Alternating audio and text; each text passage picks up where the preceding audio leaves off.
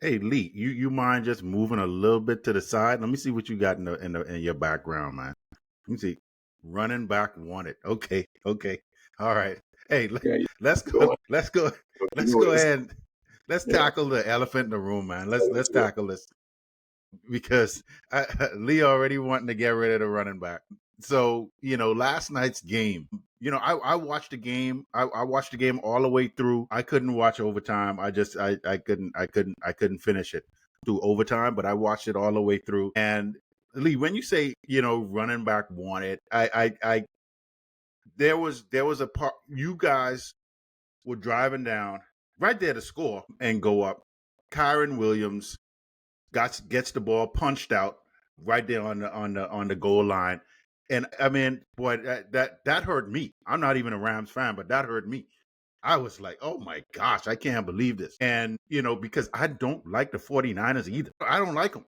And so anyway, man, it was a game that you could tell it was a division game. You guys know each other really well. You're going back and forth. At first though, this was my take in the first half. I was like, the Rams look tired. They don't look like the Rams that was playing the Eagles, or they don't look like the Rams that was, just didn't look the same.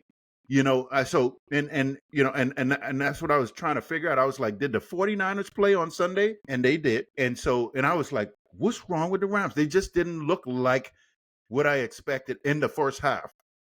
In the second half, I don't know what adjustments were made, but or they got into their, if short week, all of that stuff, you got to get back into it. And then in the second half, it looks like they came alive. I saw Jared Verse. He was doing his thing, getting in there, wreaking havoc, and so because in the first half he wasn't really, what's the left tackle for San Fran? Williams. Trent Williams was manhandling him in that first half. But in the second half, he came alive. I think y'all was moving him around and doing some other things, but he was getting it. And so I was like, okay, now this looked like the Rams. And then comes Kyron Williams, man. And I know I was telling you this before we jumped on, but I can see flashes from Kyron Williams because even when he was playing the Eagles, I was like, this dude right here. He looked like he got it. And then he doesn't got it. He reminds me a lot of Miles Sanders that was with the Eagles. Flashes of something, and then it's like, what happens? I mean, at this point in the game, guys are going to be punching. They are going to be. I mean, this is going to happen. It's not like you don't know. And and it's just like these unfortunate things happen. So anyway, I mean, 49ers walk away with a win, 26-23.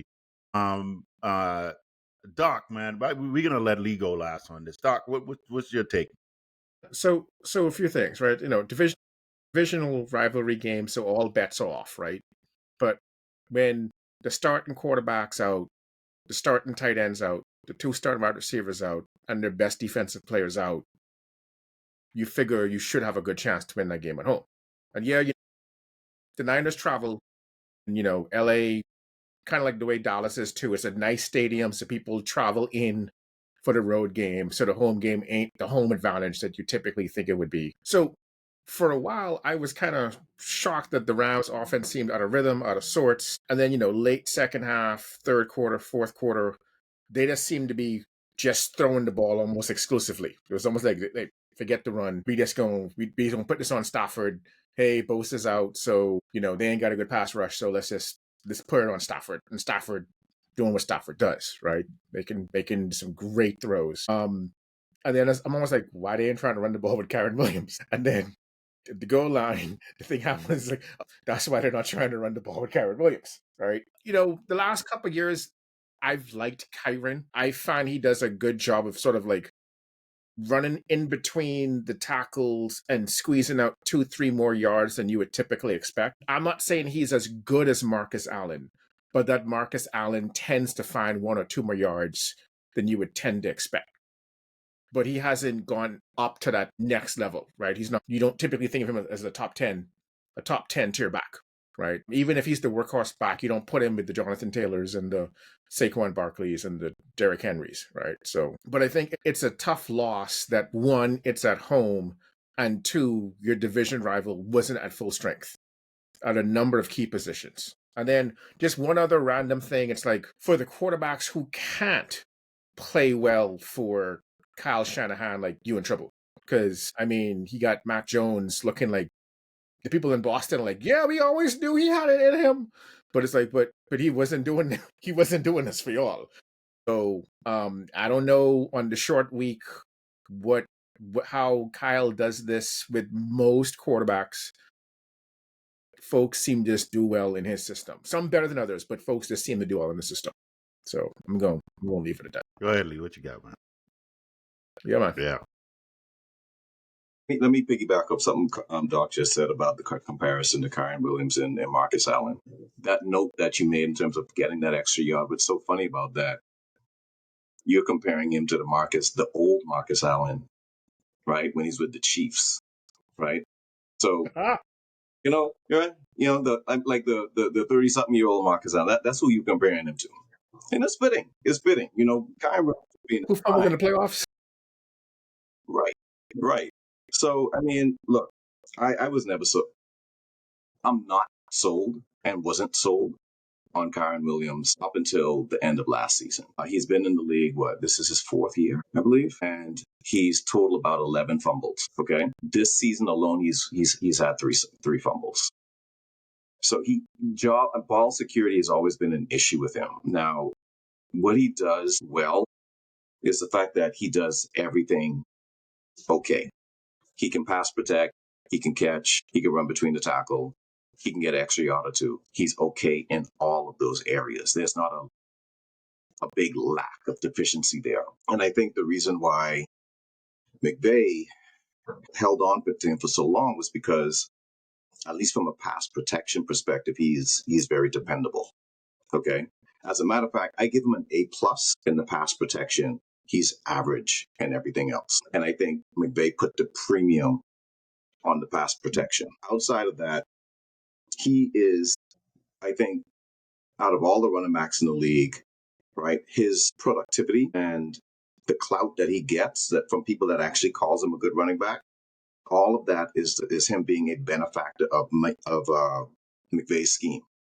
McVay schemes him into really good situations. The touchdown he had when he was out in the flat, wide open, and my man won a high step into the end zone. That pissed me off. I'm like, dude, you didn't do nothing except catch the ball. What you high stepping for? Because I knew, like, and that's the thing about him too. Like, he has this bravado about him as if like he out there he's the special one making the plays. I'm like, no, you're a benefactor of the great play calling that McVay, the situations that he's putting you in. And so therefore you're getting all these touchdowns, you're getting all these receptions, and you're stacking up your stats. That's it. But you ask him to do something special, ask him to win the game for us, break a big play, do something outside, and I feel like I'm talking about golf all over again. Do something outside the X's and O's. He can't do it. Gotcha. Well, he rarely does it. I think every now and then, like you said, Doc, there are flashes. Every now and then. But man, I miss Todd Gurley. I miss it. Like, I had to go back, and I don't know why I did it to myself, but I went back and I watched some Todd Gurley tapes. I watched some Steven Jackson's tapes, right? I watched some Marshall Faulk tapes. I'm like, that's what I was used to. And now we're stuck with this. And I'm not used to this for this long, right? Every 5 years, we get a great back. Not a good back, but a great back. It's time. We need someone, because him and even Corum came into the game. He fumbled the toss. He dropped a critical pass. Kyron dropped the pass too. It was going to convert a third down late in the fourth quarter. He dropped it. Like, these guys aren't dependable, and they don't do anything special to break the game open, even when they're put in the situation to make a special play. So that being said, I'm not trying to say I'm putting the entire loss on Kyron. I'm not. But that goal line fumble was critical. Critical. You can't escape it. He scores, we more than likely win that game. It is a miracle that we got back in position thanks to the theatrics of Matt Stafford to get the ball back with less than a minute left to kick a field goal to take it to overtime after that fumble. We are wasting Matt Stafford's career. I mean, his not career, but his this season. Like, he's 37, he's playing, he's balling out, and all of these stupid mistakes, and we're wasting it. So the lion's share of the blame does go on Kyron. A good bit of the blame also goes on our defense, and maybe probably the defensive coordinator, because I can't believe I'm watching the game and I'm fretting Kendrick Bourne catching the ball. Yeah. Kendrick Bourne. And I'm saying, please don't let him catch it again. Right? So Mac Jones, lighten us up. Ooh, Yeah. Mac Jones. So I don't have any answers for this. I can't explain it. When the game started, and like I told, when you asked me about the game, and I told you I don't see this as a gimme. I always fair playing this team, and that's why. Now you see why. Yeah. Now you see why. I always fair playing the 49ers in a game where, by all accounts, we should have won that game easily, handily, right? When the game started the way it did, I got all those flashbacks back, and I'm like, here we go again. And in the back of my mind, I'm thinking, we have the firepower, we have the personnel to be able to get back. And we did. That's what we did. We got back. But for whatever reason, we always literally and figuratively drop the ball when critical times come. That's why that NFC Championship game was so special to me in 2021, to go to the Super Bowl. Like, that was better than the Super Bowl for me, beating them in the NFC Championship game. But yeah, I have no answers for the 49ers to come in down their quarterback, down two receivers, right, down some defenders, down a couple of linemen, like, to be down, and Kittles is out, and for them to win the way they won. Kudos to Shanahan, Kyle Shanahan. He called a great game. McVay got outcoached. He got outcoached in this game, and our defense didn't do anything special to try to stop the hurt. I'm now seeing that we have a great deficiency in the defensive backfield. Our front seven is fine, but the fact that Mac Jones was getting the ball out so quick, it didn't give our front seven any time to get to him. That was the plan, and it worked. And what Kyle did, and he called it at halftime, his plan was to keep Matt Stafford and that offense on the sideline. So they control the line. They control the line of scrimmage. They control the time of possession. And when you get into the latter stages of the game, holding the ball for that long, keeping our defense on the field, the defense is going to get tired. And more than likely, you're going to win, even though we still should have won. But you got people fumbling on the 1 yard line and then want to go on the sideline and put your hand in your face. No, you did that. Own it. You did it. And I'm pretty sure he is owning it. But I don't want to see no more showboating. That's what I'm saying. I don't want to see no more high stepping. I don't want to see no more celebration. Go there, get your touchdown, get back to the sideline, right? When you could go the rest of the season without fumbling, then you could start celebrating. But for right now, I don't want to see nothing from this guy, man. We need another running back. Yeah. Hey, let me ask you a question. So, I was watching something today, and Sean McVay said, "That's on me." He said it was a play. I don't know if it was the last play of the game where they got stuffed. Okay, so he was saying that play was on him.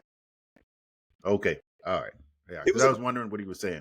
I'm with his creativity. He played it safe, right? And it was a basic, handoff, to the right side, and we didn't get a push. They tackled a man in the backfield, and that was it. That was game. I like the fact that we went for it. Because another thing was our kicking game was shaky. Our special team was shaky. Like, all three phases of the game, we were bad. We missed a point after a PAT. We missed and we missed an easy field goal. If any of those two converted, again, we would have won the game. So we had a lot of opportunities outside of the fumble to win this game, and we didn't do it.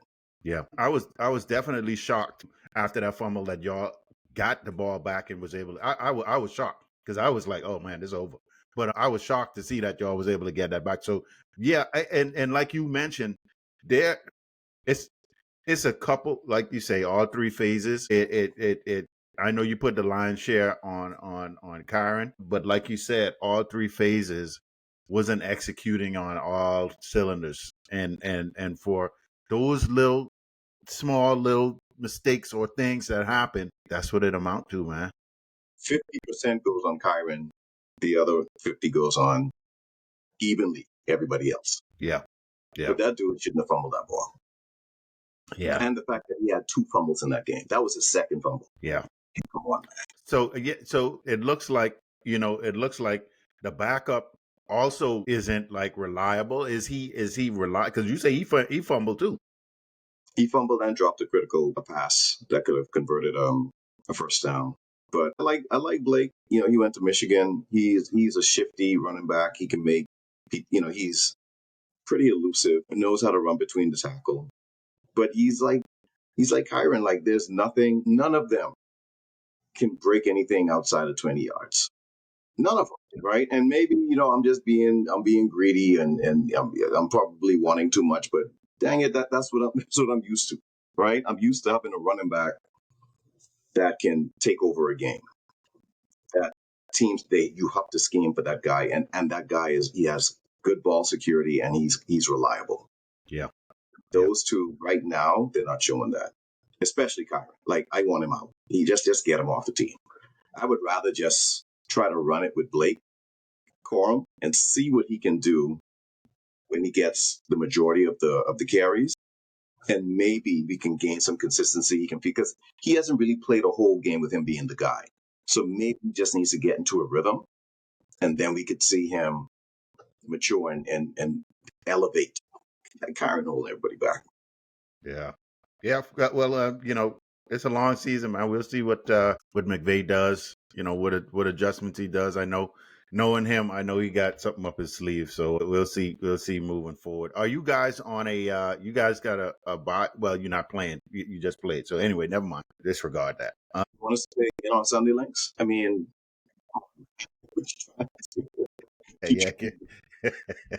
yeah, give y'all a break, man. Give y'all a break. We looking out and the fact that we have this long break. So after this one, the next Sunday we're going to be playing the Ravens, and then after that we go on a bye. Gotcha. Okay. Yeah. All right. So I pray Lamar he's out again because he's not playing this week. He's not playing. Yeah. Yeah. Mm-hmm. But you know what? Sorry, I don't pray. It don't matter. It don't matter. Look, the rest of the NFL, it don't matter if all your starters could be out. All your starters could be out. It don't matter. So never mind. Yeah, let Lamar come back. It'll probably be the same thing. You heard, Blake. Oh man. Yeah. This that was one for the age. Anyway, we I know y'all. I know McVay gonna make some adjustments. We'll see after in this next week. I'm telling you, he is gone. He's not gonna be gone like right now. I mean, at the end of the season, he's gonna be gone. No, I think by the trade deadline, he's gone. Okay, man. Okay, all right. When I saw McVay, I saw that look before. I've seen that look before. Yeah, it's the same look he gave Goff that time when the same team was beating up on us, and he couldn't figure it out. And then Wolford came in, reeled off a couple of wins. We got into the playoffs. We played Seattle. And on the first drive, Wolford got hurt. And then Goff had to come back in, and we lost the game. And McVay was like, that's it. That's it. That was it. Yeah. It was that same look. Yeah. Well, hey, you know your team, you know your coach, man. So I can't wait to see this. That'll be a great prediction. So, all right, man. So, Doc, I'm coming to you, man. You guys got the early game on Sunday. I think you're gonna be in London, facing the Cleveland Browns. The Cleveland Browns have a really good defense. I'm gonna let you go on this, man. We know who you say gonna win the game, but give us a breakdown on this. So I am more worried than I would want to speculate, right? And the reason why is the line's a bit banged up. We got the backup quarterback in, seasoned veteran Carson Wentz, but You got the backup in, and we're playing neutral site game in London. We're the first team to have 2 international games in a row in 2 different countries, right? So Crazy. we're going against a really good defense. Cleveland Browns, we got a top 5 defense, right? Myles Garrett and all that. So, and the offense hasn't been, except for that one quarter when JJ McCarthy was in the first game, the offense has not looked good, right? Now, the X factor is Dylan Gabriel coming in, right? So you got to look at what he was doing at Oregon and see what he likes to do and what he doesn't like to do. He's, 5'11", so one of the shorter quarterbacks. I got some mobility. I think the question's gonna be when he's going up against the Vikings defense, is Flores going to be able to mess with his head, right? So if we can get him second and long, third and longs, yeah, we should be good. We got a good chance of winning the game because Flores is going to show him stuff he ain't ever seen before in his life. But if Cleveland's actually able to run the ball and keep the downs reasonable, then you got to play, your more traditional defenses because you got to respect the run on 3rd and 3. And so you can't get all super exotic. So that's the thing, is if we can keep them second and long, third and long, then yeah, it's going to be a long game and a long flight home for Dylan Gabriel. But if Cleveland's able to move the ball on the ground and move the chains, keep everything short. I know that sounds like, well, that's what you always want to do in football, but especially going up against that Flores pass defense, if you got obvious passing downs, you're in trouble because you don't know what's happening, right? And so yeah, so that's my thing is I don't think the Vikings are going to score more than 17 or 21 points. So can Cleveland get past that number or not, right? And if they're able to, then you're good to go. So yeah. So in this one, I definitely, I'm sorry, Doc, I got to go with the Browns on this one. I'm sorry, man. Carson Wentz, I just can't. You're familiar with him, right? I can't. I mean, he is going to. This dude scar me so much with the Eagles that no matter where he go, it still looked like. I mean, even though he got a Vikings jersey on, when I'm looking at him play, all I could see is the Eagles jersey on, and him holding onto the ball and trying to do all the, bring JJ McCarthy back, man. Y'all will be better off. I gotta go with the Browns because of the defense. Dylan Gabriel is the X factor. I think he's going to. They got something set up for him where he's just gonna dink and dunk, get some little small passes. Maybe he's gonna. But Flores is going to confuse. That let me tell you, I know Flores got something for him, but I think this is going to be a defensive battle. It's going to be tight, and but I think Cleveland find a way to win this one. Why Carson Wentz scar you so bad? Realize he's played for started for 6 different teams in 6 different years. That means that was 5 years ago. Yeah, was like the last time he had on an Eagles jersey. Yeah. He just caused so much drama in the locker room because this is the thing about it is he appears to be a really great guy, right? He appears to be, but he is selfish. If you listen to any of the podcasts from former Eagles I was on like there, they was like the offense that Nick Foles was running was the offense after he came in. Carson Wentz, when he came in that next year, he was like, because Nick Foles won the Super Bowl with that offense, I don't want to run it. We got to change the whole thing. I don't want anything to do with it. The dude is just a selfish dude, man. And that just stuck with me all this time. And you see, to be on 6 different teams every year, there got to be something. So anyway, I digress. Lee, what you got?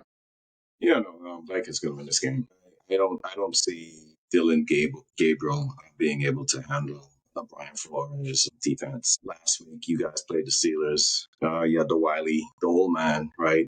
He kind of picked them apart, but he's seen everything under the sun. So it's kind of hard to trick Aaron Rodgers.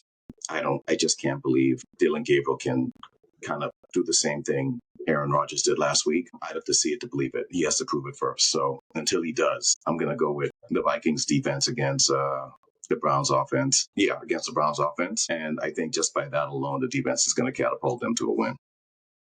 Gotcha. All right. All right, moving along. Let's move over to you got the Cowboys going to New York to the Jets. This one, I and Glenn, and Justin Fields. I just I don't know. They I don't know. They don't. It don't look good. So I got, unfortunately, this is disgusting for me to even say this.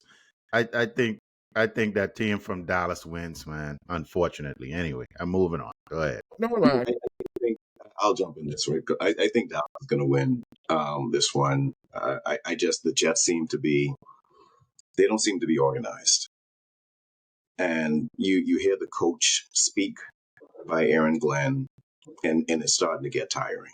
Like you're talking about how people got to stop doing stupid stuff, stupid things. We're beating ourselves. We got to play smarter. All that is coaching. All that is coaching. The defense looks horrible. So for as much as people were indicting Robert Saleh when he was the head coach, no one questioned the defensive side of the ball. The defensive side of the ball when Robert Saleh was there was playing top notch. It was the offense that he couldn't get right. What we're seeing is both offense and defense looks horrible.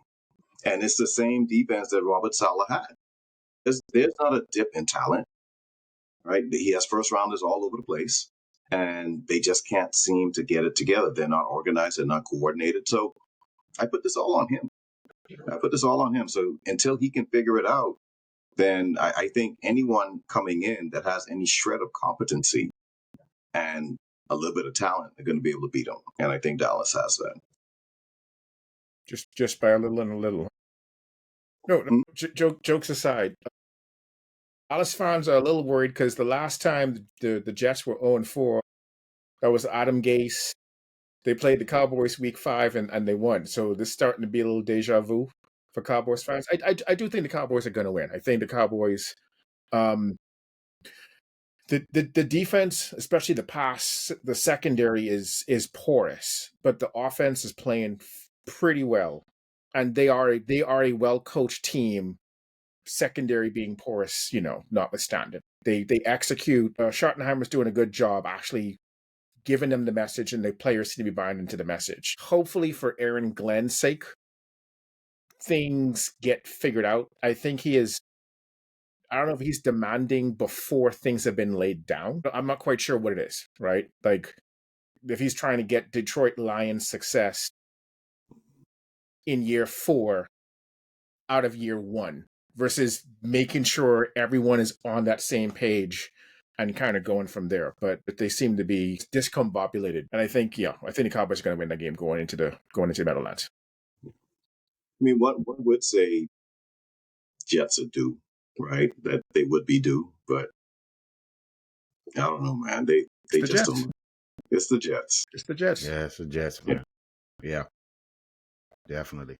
All right, next game we got the New York Football Giants going into New Orleans to play the Saints. I know Jackson Dart looked good. I know, Jackson Dart, came in with a lot of energy and vigorized them, in that game, and he was doing his thing. However, the Saints going to win this game.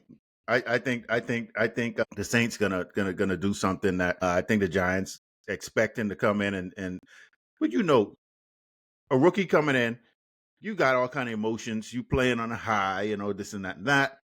You come out, you play good. You expect that's going to happen again. It's not going to happen again, at least not this week. And, well, I'll save that for later. But it's not going to happen this week. The Saints come up with a win in this one. I got the Saints at home. Makes you sound biased. Oh, man. No, man. That's nothing to do with the Giants being the NFC East. No. I ain't got nothing to do with that. I'll let you take it. No. It's like not trying to be dismissive. We're talking about a 1-3 team going and playing an 0-4 team, right? And it's like, if it wasn't for at least the Jackson Dart story, his second start, how's he going to go? Would we really be talking about this game? So, all right. So I think the Giants are going to win. I think it's going to be harder for them than it was last week because there's at least a week of tape now on Jackson Dart. But I don't have much faith in the Saints right now, so I'm gonna go with the Giants. Yeah, I don't see what the Saints got to make you think they're going to win this game so confidently. They're gonna win, man. Okay, so as Doc said, you got a 1-3 against a 1-4. This is one of the most inspiring games I think on the slate. I have no idea who's going to win this game, but if I had to put my pick a team, I'd go with the Giants. I think they got the hot hand. There's only one game of tape they got on Jackson Dart right now, so I think Daboll still has some more tricks in the bag that he can use, and they'll eke one out. Yeah. Giants. All right. Giants. Okay. All right. I guess I'm the only one with the Saints, but that's good. That's all good. We'll see. All right. So next game we got the Raiders visiting the Colts. In this one, I think the Colts kind of bounce back, and they get things. They get rolling and stuff like that. So I think the Colts. I'm picking the Colts. I can't really, I know Ashton Genty came alive, so he's gonna do his thing now that he's in the correct stance again. He's gonna come alive, and so. But I think the Colts. I think Daniel Jones is playing really well, and they're gonna continue. They're gonna continue with the win. So I'm going with the Colts in this. I'm going with the Colts too. I think the Colts. I think Colts are a solid team. I think they're gonna beat the Raiders. I think it's gonna be close because the Raiders are gonna lean on Genty, and now he's back in the Halloween stance, and it's like, if it ain't broke, don't try to fix it. It took them 3 weeks to figure it out, but they finally figured it out. It ain't broke. Just let the man do what he do, how he do it, right? But yeah, and so it's gonna be fun to watch. But yeah, I think the Colts are gonna pull this one out. Yeah, I'm gonna go with Raiders and upset on this one. Yeah, I think Mike Myers gonna run all these guys. Yeah, Chip. They being Chip Kelly finally decided to let the man let him be him. Let him be him. You drafted him because he was doing this in college. And when you draft these guys, you got to let them be themselves. You can't force them into something that they're not accustomed to, that they're not comfortable with. When you let them play the way that they are accustomed to playing, you're going to get what you got last week. If they let him be Mike Myers, then I think they'll be all right. I think they're going to win this game. Yeah. And Geno's still playing good ball. Yeah. People. I think people really sleeping on Geno Smith. Geno Smith's still playing good ball. The defense. What's the guy? The defensive end, Max Crosby. He's all over the place. I think the Raiders can pull this one out. Yeah. He got a good week last week, so yeah. Hopefully, he has again. Lee, I know you said that there was the which game was uninspiring. I think Giants Saints. You said, but this one even worse. The Dolphins travel to Carolina Panthers. This one right here is just, they might as well. I don't even know what to. I guess I gotta go with Carolina. I don't know. Carolina been helter skelter. The Dolphins lost Tyreek. This one is like, I could care. I don't know. I'm going with the Panthers, man. This is really all I can say in this game. Yeah, I'm gonna go with the Panthers as well. I think what I saw with that one game that they played against the Falcons, it just kind of trumps anything that I've seen with the Dolphins so far this season. So knowing that Carolina is capable of that, I think I would give them more of the benefit of the doubt to win this game against the Dolphins. Now that they don't have Tyreek Hill, Achane seems to be playing good ball. I still don't trust him between the tackles. He's still, outside the, he breaks it to the outside all the time. I think if they can contain the edges, they being the Panthers, they'll be able to stop Achane from running wild. So I'll give the edge to them, and I think they can be able to pull this one out. For those of you who got NFL Sunday ticket and complaining about the price, this is one of the weeks where like you got a legitimate beef.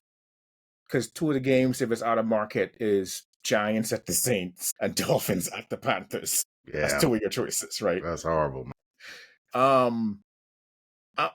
I'm gonna go with the Dolphins, even knowing Tyreek Hill is out for the rest of the season.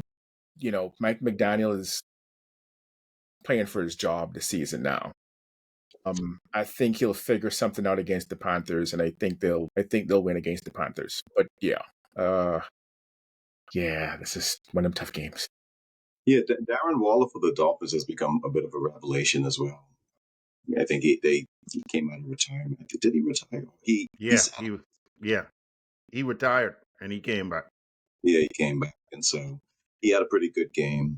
He's more of a red zone threat. He's not going to really beat you between in the middle of the field, but in the red zone, he's a reliable target for Tua. Tua getting that ball out quick, man. I'll tell you that. He's been these games. He's been getting that ball out quick. I think he hasn't really been hit much, so they're doing their best to keep him upright, minimizing the contact. If they can continue to do that, then they have a chance. But it's Tua. It's Tua. Carolina's still going to win this. Yeah. All right. In this next game, you got the Denver Broncos traveling to Philadelphia to play my Eagles. I'm gonna let y'all go on this one first. Mark, what you got on this one? I am glad the league has games like this in contrast to some other games you were talking about. Whereas, this is a good matchup, right? I want to see someone challenge the Eagles, and I want to see how the Broncos do against the Eagles, because the Broncos seem to be a team that's almost on the cusp of being a championship level contending team, and this is a good. Are they for real, right? I think it's going to be a good challenge for Bo Nix against the Eagles defense. Want to see how the Eagles go against the Broncos defense. I think the Eagles are going to win. I think they're going to win by 6 or 7 points. But I think it's going to be a really good contest, and I think we'll end up knowing, hey, the Broncos are a legitimate team. I'm not saying they're going to the Super Bowl, but the Broncos are a legitimate team, because I really want to kind of have the Broncos go against a team that's like, you got to deliver against this team for us to kind of give you the credibility you're looking for. Second year with Bo Nix and all that. So I'm hearing rumors about a trade happening with AJ Brown. I don't know if the Eagles are going to be focused too much on this game. I don't know what's going on in the locker room. I don't know what's going on, but there may be enough of a distraction for the Broncos to pull this one out. AJ Brown, he's not locked in anymore. He ain't getting the ball. So think about this way: AJ Brown, like more than half of his yards came against the putrid Rams DBs. How many yards he had last week? 7? I think 7 or 8. One of them. 7 or 8. That's disgusting. That's disgusting. I would be mad. I'd be hot. But that being said, they're 4-0. They 4-0. Of course, they got Jalen Hurts. Jalen Hurts is not your traditional quarterback. He's not going to put up a lot of stats. He's not fancy. He's not going to wow you all the time. He just does what it takes to win. This in the link. Yeah, Eagles. I go with the Eagles. Eagles are going to win this game. Yeah. Yeah. I know there's AJ. There's a lot going on, but we're used to this, man. We're used to this. This is. One time you had a receiver who was working out in his on the driveway. Now that dude, that dude on a whole nother level. That dude on a whole nother level, man.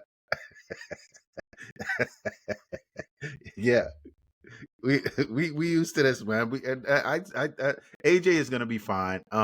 He came out afterward and he said, "You know what? Look, I want to be here, man. This is my home." He was like, "Of course, I want to be involved in the play." I think what in the plays and for any player and for any player in the league, in the first 15, these first 15 plays are scripted.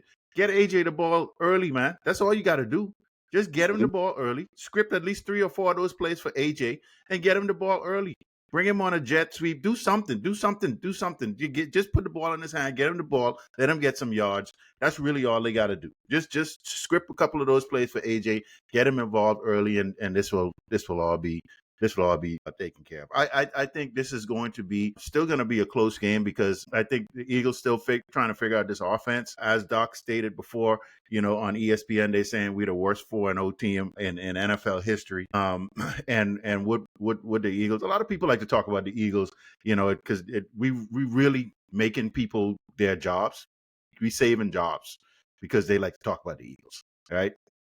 So it's going to be a close game, because I still think the offense is not going to be quite figured out. I actually in this game, I think Saquon Barkley comes alive. I think Saquon comes alive in this game, and that may open some things up. But it's going to be close. But I think the Eagles are definitely going to win this game at home in the link. So, yeah. I have a question for both of you, especially for you. That's a serious question. Do you think Sirianni is a good coach? Sirianni is not a X's and O's coach.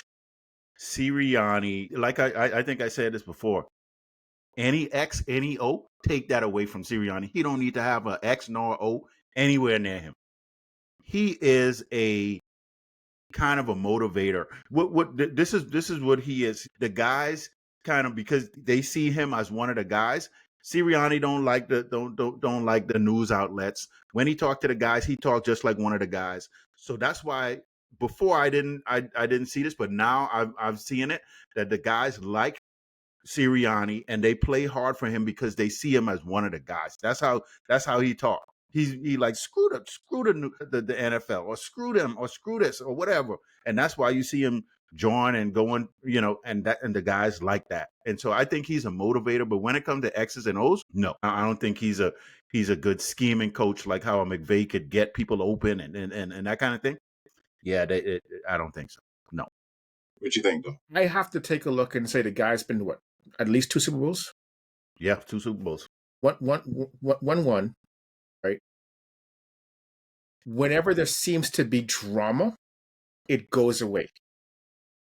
Something boils and it just settles back down. Right. At first, I was maybe given credit to Saquon from him being with New York and coming there like, but y'all know what it's like over there. So like, y'all gotta chill, right? I'm trying to win something here. But what AJ Brown was, a couple seasons ago, and now it's because of what AJ Brown used to be. When he says, "I'm not even trying to cause a scene, y'all," it's a scene, right? But the drama was, he said there ain't gonna be no drama. Oh, AJ Brown said there ain't gonna be no drama. What does that mean? They seem to be focused on trying to win. And hey, if everyone sacrifices some stats, we gonna win. Everybody gonna eat. Just trust the process. So I think from that regard, he's a good coach, right? I think you need to get some good coordinators under him for the scheming and the orchestration, right? But I think from who's able to get guys to play and to play as one, yeah, I think he's a good coach. What they did against Kansas City, when that defensive line rush was so organized and everybody stayed in their lane in the biggest game, when everybody always trying to show out, and they all ate because no one tried to eat, impressed me. So from that regard, yeah. I don't think he's the greatest coach of all time. No. Yeah. I don't think he's going to be in the Hall of Fame, but I think he's a good head coach. At this point, I think he's in the Tom Coughlin kind of championship head coach kind of guy. I don't think he's a good head coach. I gotcha. I don't think he's a good head coach. He's like a poor man Tom Coughlin, a homeless man's Bill Parcells, right? Like, I hear what you're saying, Links, about the X's and O's. You're absolutely right. So that would put him in that Tom Coughlin, Bill Parcells category, at the very bottom, like scraping the barrel of that category. And here's why I'm saying that, right? I got you. Here's why I'm saying that. Yes, he's had a lot of success. And over the years, we all talk football. And we all know, the three of us know, that winning, there's no one way to win. There are different recipes, right, that you can put together to put a winning environment, or to structure a winning team. It starts with ownership, right? Then you have your general manager, you have your head coach, you have your quarterback, you have the team. Okay. Now, there are varying degrees of A's and B's, the grades on those levels that could help put a winning product out there that could be viable for the Super Bowl. Right now, the Eagles have great ownership. Okay. They have a great executive team, great GM. Howie is the best GM in the league. Ooh, okay. You saying that? Yeah. I have to give the man his due. he's legit. he's the best. He's the best in the league. I mean, Les Snead is right there, but I think right now Howie is Okay. out GMing him. Gotcha. Okay. Okay. Yep. And then you have, I'm going to skip the coach. I'm going to go to your quarterback, dealing with all of the minutiae, all of the crap that he has to deal with. Not many quarterbacks can do that and keep everything afloat the way he's keeping it on the field. I don't know what his demeanor is in the locker room. I don't know if he's a rah-rah guy, galvanizing. I don't see that in him. But I know on that field, he's in control. Okay? So you got that. And then you got all of these great players that your A-plus GM has provided. It would take a tremendous amount of effort as a head coach to screw that up. And a couple of years ago, he almost did. And what y'all had to do, y'all had to fire your coordinators mid-season, because he can't get his stuff right. Okay? And then that kind of salvaged the season a little bit. And then you had last season where it was going to go off the rails again. And then Saquon Barkley had to be the guy in the locker room to say, hey, guys, let's get it together, right? I've seen a lot worse. We got something special here. Let's get focused. And then they got focused because he's riddling off 70-yard runs. That had nothing to do with Sirianni. Nothing. Okay? So now you got the situation again. You're not an X's and O's guy.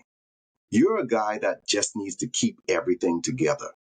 You got this A-plus wide receiver that has been known to be a bit of a malcontent, but he's on his best behavior. And you got the situation so bad that even in his silence, the media's like, oh, something's wrong. Because now, why is he silent, right? Why is he silent? That's how it is. It's so bad that the media thinks, oh, now he's too quiet. So A.J. Brown can't win. But you as the head coach, you're supposed to be like, just like what you said, Lynx, you go to your offensive coordinator. Let me see the script. Let me see the first 15 plays. You need to give 5 of these to A.J. Brown. But give 5 of them to A.J. Brown. Mm-hmm. I want him touching the ball or the ball thrown to him at least 5 times within the first 15 plays. Yeah. And make sure he touches it. They got to be easy throws. Mm-hmm. Not no 15 yards and in, not no deep in cuts. I want him, give him a slant, give him a screen. I want his hands on the ball. That's all you got to do. That's it. That's it. But you're letting this fester. Links, it's going to blow up in his face. If this continues the way it is, it's going to blow up in his face. And that's the only thing he has to do as the head coach. Just make sure everybody is happy. Yeah. Or not everybody, the main people. Yeah. Just the main people. Just make sure the main people are eating. That's it. Yeah. I'll put this to rest. I think you got some valid points on that. When you look at the offense last year, Kellen Moore was trying to figure it out at the beginning of the season. Kellen Moore liked to throw the ball, so he was throwing it around the yard. You got Saquon. Saquon was there, and after we were 2-2 at the when we had our bye week, and in that bye week we made some adjustments, and we was like, just give this ball to Saquon and let's run with it. And that's what kind of catapulted everything. This year is definitely different, and you see when we were the previous year when we had these coordinators, and when we had Steichen and Maman and we went to the Super Bowl, they was doing their thing. Then the next year, Sirianni was kind of calling plays somewhat, and no. And this year, it's kind of similar to the same thing. Kevin Patullo is a new offensive coordinator, so Sirianni got his hand in the pot a little bit, and he just need to get AJ the ball, grip that out, get him the ball, and do your thing from there. They got to get more creative. That's why I say I think they're going to figure it out. And if Sirianni doesn't figure it out, it's again Kevin Patullo. I don't even think Kevin Patullo is going to be there next year if they don't get this figured out. So anyway, I think they do at some point. Right, because you make a good point, and I get that. That makes all the sense in the world. But I just got to go back to, if you didn't have Howie, right? Yeah, Howie is even, legit. Even like what you said last year with who saved the season? Saquon Barkley, right? How'd you get Saquon Barkley? Howie made the moves. Yeah. Yeah. Howie is always a step ahead, and he's Yeah. getting the right guys at the right time. I agree. Right? You could imagine Sirianni with the Browns. Yeah. Yeah. I don't know. Yeah, that's that. Yeah. Oh, I know. Yeah. I know. Yeah.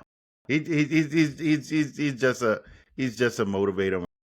He's one of those guys. He ain't even doing that right. You don't think he's doing that right? I think. I mean, I think he do. I think. Huh? AJ Brown seems motivated.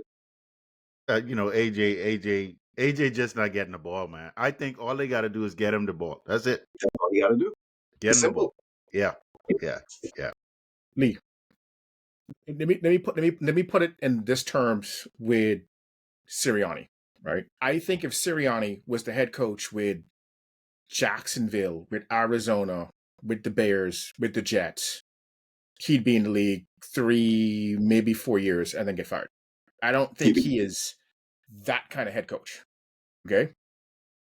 I think if you put Sirianni with the Rams, with that owner, with that owner and that GM, he'd win games with that team. And I think if you, the previous head coach you had, Jeff Fisher, with the Eagles, would not win with the Eagles. So that's the coach that would mess up the talent on the Eagles, right? So, like, he's not a great head coach, but he's not messing up the totem pole enough for it to fall apart. And I gotta give him at least credit for that. He's not getting in the way. He's not getting in the way. And I gotta give him credit for that. Because some head coaches will get in the way. So, yeah.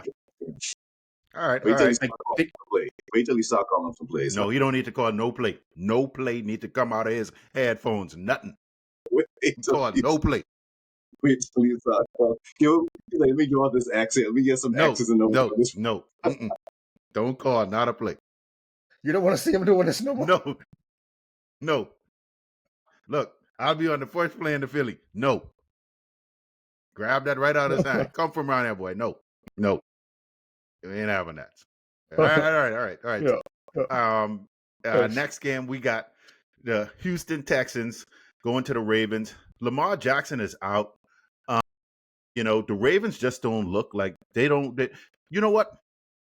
Everybody hyped the Ravens up before the beginning of the season. They said the Ravens was the best all-around team in the NFL. They hyped them up too much, and they're just not good. That's just the fact. This week 4, they're not good. Lamar Jackson is doing all he can, but the Ravens as a whole are just not good. So, with that being said, Lamar Jackson is out. I think the Texans win. I think the Texans win this game. As much as you want to believe in the Ravens, I just can't at this point. So I'm going with the Texans. Yeah, Lamar's out. Is it Cooper Rush? Cooper Rush, yeah. Yep. Cooper Rush. I'm going with the Ravens. And the reason why is because I don't trust the Texans offensive line. That offensive line, I think that's the worst offensive line in the league right now.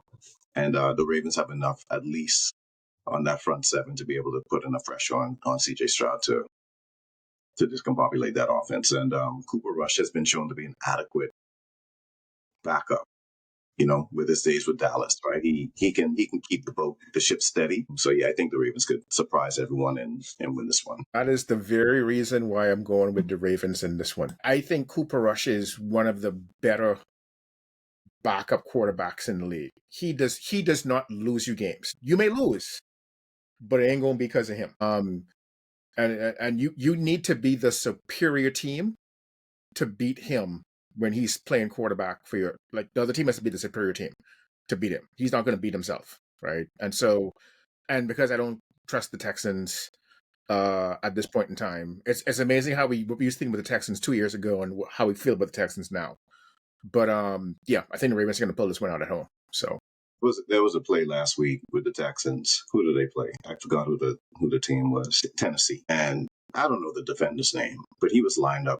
When the ball got snapped, the offensive lineman that was in front of him literally moved out of the way and started to block his own guy. And my man was on CJ Stroud, and this is not an exaggeration. It was less than 1 second. It was like ball snap, Guy was on him. Offensive line, 2 offensive linemen looking at each other, blocking each other. I mean, that offensive line is bad. It's horrible. So yeah, I don't have any faith because it's hard to fix that. That's one thing in football. Like you can't fix that overnight, Easy.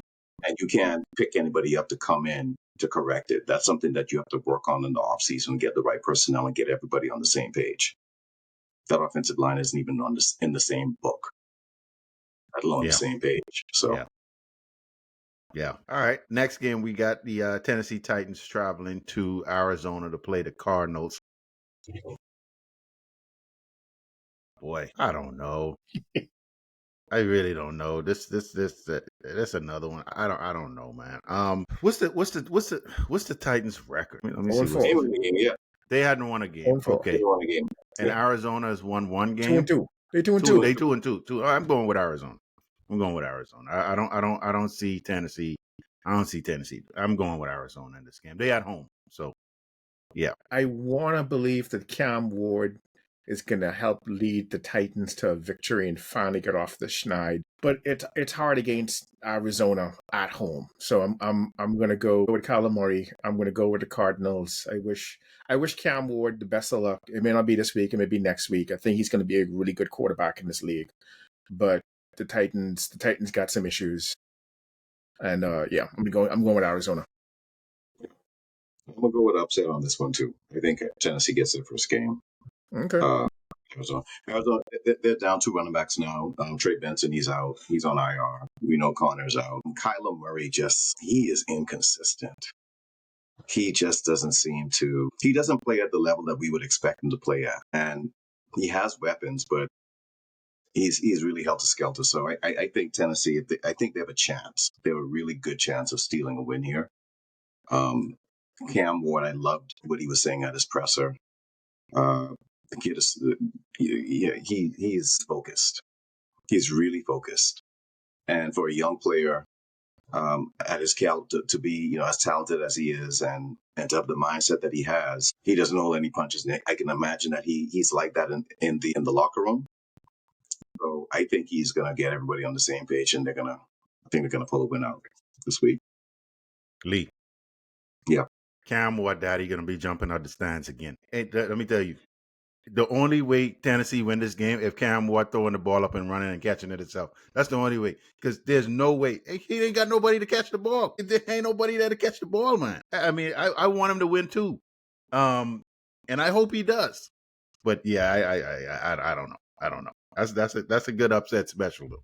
All right, this next game we got the Tampa Bay Buccaneers against the Seattle Seahawks. This is a good game. I like this game. This is good.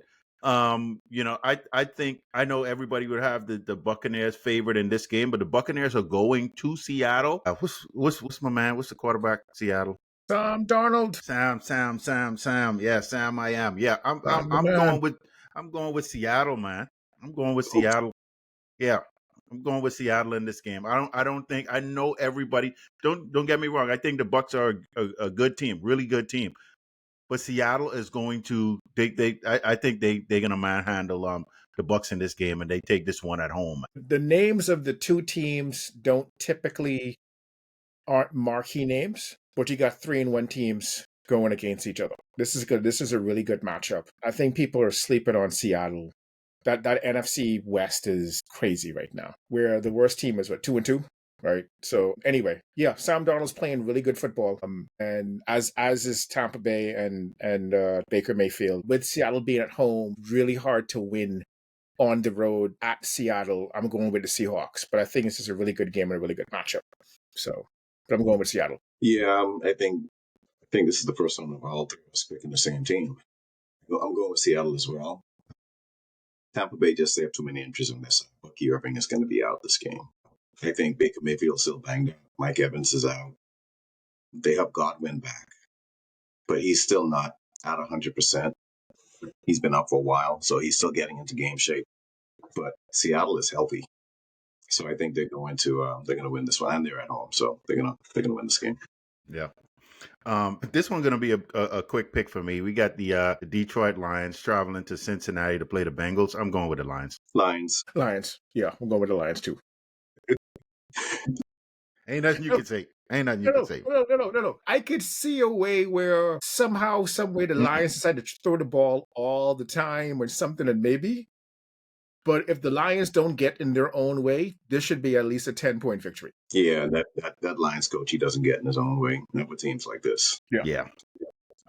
Matt Put them Campbell, on. he's gonna squash these guys. Yeah. All right. Next game, we got the Washington Commanders traveling out to LA to play the Chargers. Jaden Daniel is back, but I still think Scary Terry is going to be out. So and you got my boy, man. Chargers, man. Come, I keep forgetting this kid's name, man. Justin Herbert, he can't. Yes. If you don't know his name. I know, man. He growing on me, man. He growing on me. So Justin Herbert, yeah, I think they lost last week, right? Chargers lost last week. All right, yeah, they took a L. So I know Jaden Daniels is going to be back, but I think the Chargers are just got a little bit more, and I like Justin Herbert, man. Their defense is solid. I think they just had a down week last week, and they at home. I'm going with the Chargers. Yeah, they lost to the Giants last week. I got you. They was off, man. They lost to the Giants. I don't know. I got the Chargers, but I'm not confident after what I saw last week. But maybe they get, it was probably just they overlooked them and didn't take the game seriously, and they're gonna buckle up and win this one. But I think the Chargers are gonna win this game. I think it is wonderful that Superman is back in the building. And Jaden Daniels is going to do some wonderful things for Washington. I think if this was the second or third week back and the rust was off, I'd give Washington that little edge and a little push to be like, I think they'll win on the road. I'm going to go with the Chargers. I think it's going to be close. I think it's going to be a good football game. But I think there's a little bit too much they're going to have to ask for Jaden to win. Coming back now that after missing the last couple of games, so I'm going to go with the Chargers at home, coming off the loss to the Giants and then being hopefully refocused, given that they lost to the Giants last week. So yeah Chargers. And Lee, check this out. Remember now, Jackson Dart coming in his first game. Nobody really knew what was going to happen there with Jackson Dart. So I don't think they were quite prepared for what Jackson Dart was bringing. So I think that's why Chargers just got surprised. They just got shocked. They wasn't expecting that. So I think they bounced back. Yeah, so this next game, this is the Sunday night game. The New England Patriots travel to Buffalo to play the Buffalo Bills. Josh Allen and the Buffalo Bills are going to be foul.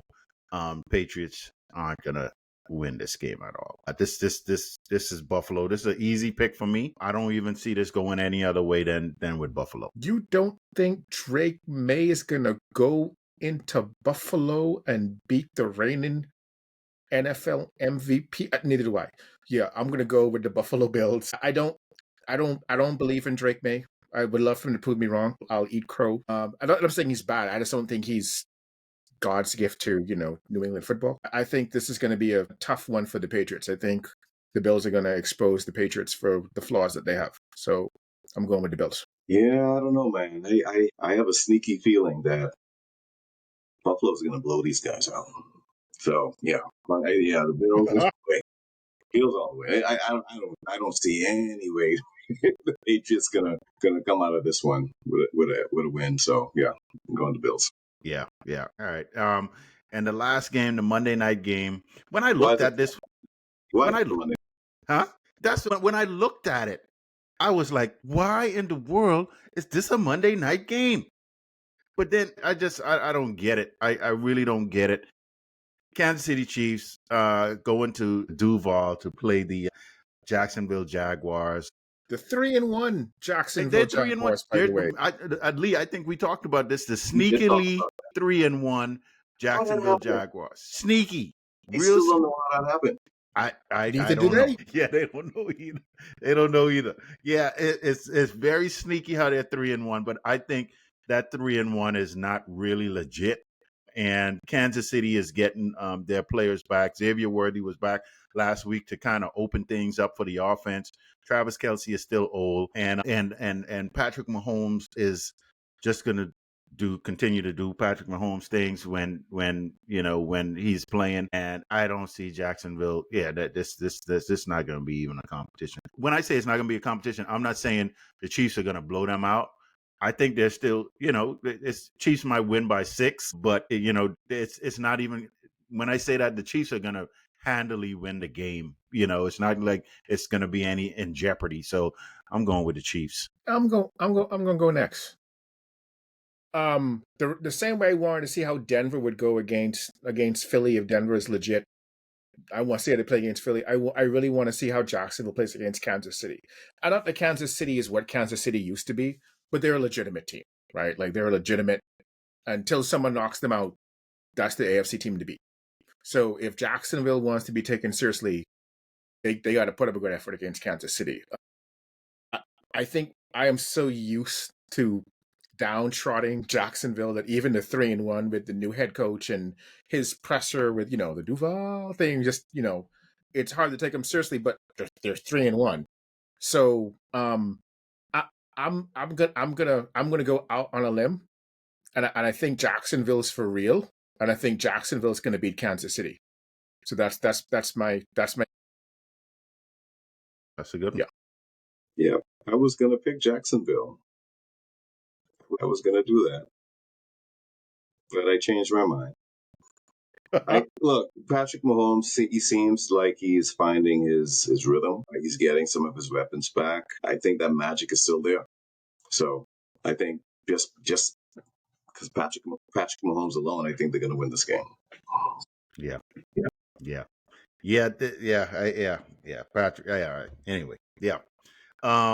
So a great slate of games. There was some that they snooze us, they'll put you to sleep, man. I mean, just I don't know how this happened, but anyway, it's like the Olympics. You have 2 great scores, 2 weak scores. You throw them out, right? Like it's 2 great matchups and a couple where you're like what y'all doing? But yeah. So, but so we'll see, man. We'll see what this looks like. We'll bounce back on Tuesday and follow up on these wins from the weekend and in some of these games and see what happens. So I'm looking forward to it, seeing what these teams can do, and we'll follow up on Tuesday, man. All right. Sounds good. All right. Cool. See y'all.